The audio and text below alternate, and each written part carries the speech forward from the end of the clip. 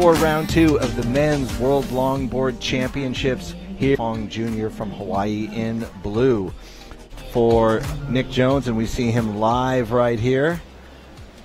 Nice, he switched back to more of a high-performance board. Definitely fits the curve of the wave well for him today. So I had a chat with him just before he paddled out. He said that he did crease one of his high-performance boards. His other high-performance, the one he's on now, he had knocked the fin out of, but that was repaired and returned to him during his previous heat when he was on the single fin. So he got it back to him in time for this one, which is great to see. He was okay on the single fin. He said he liked the adjustment kind of halfway through that heat like we saw.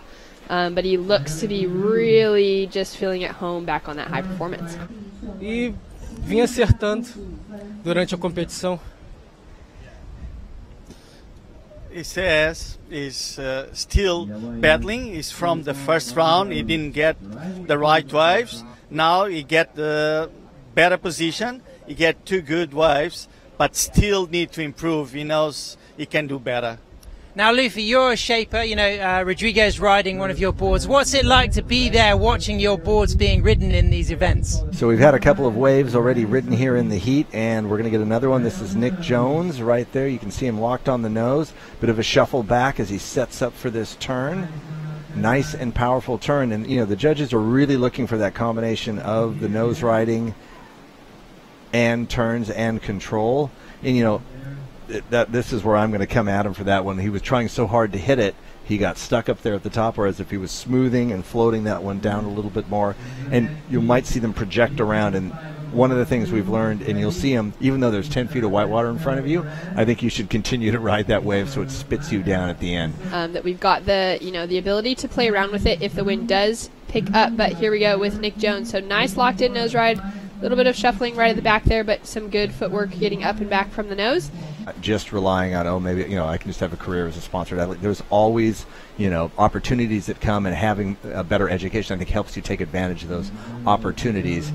As we see N.Jones there, looked like he was going to get stalled out, especially with that wind, and he was able to, you know, downweight the nose and come through that section and make this, turned it into quite a long ride when it looked like it was going to stall out at the very beginning. So that's another good one that he's going to add into his scoring line. I will say about Rachel, though, yesterday, I had to take her phone away from her. Did you? She was supposed to be working on her paper. And with next year having a second event already on the books at Noosa.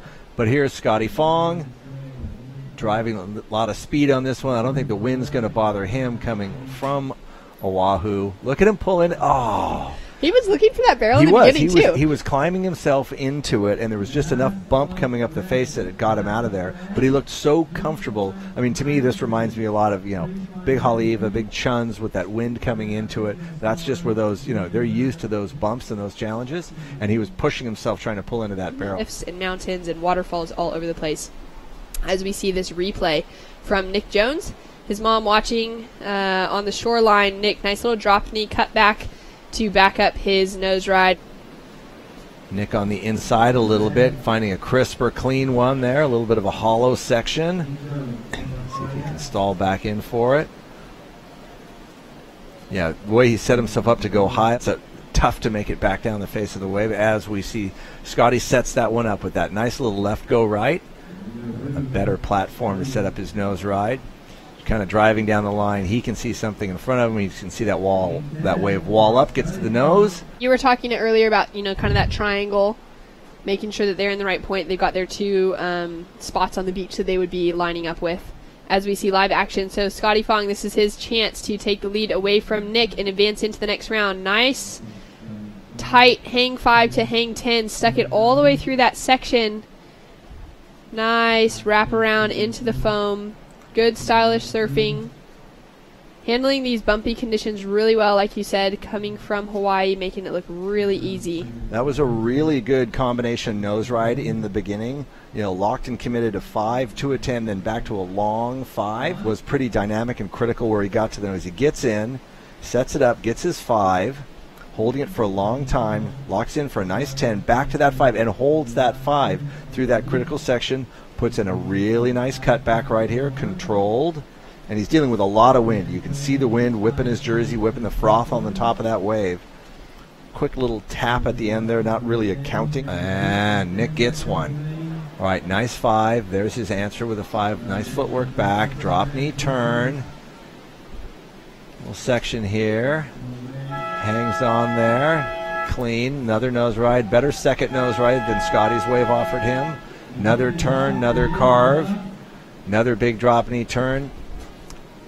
That is a good wave to finish on for Nick Jones. Scotty Fong had a good wave that I would say would have been close to what he needed, but I think Nick is going to be able to get rid of that 4.83 with that one.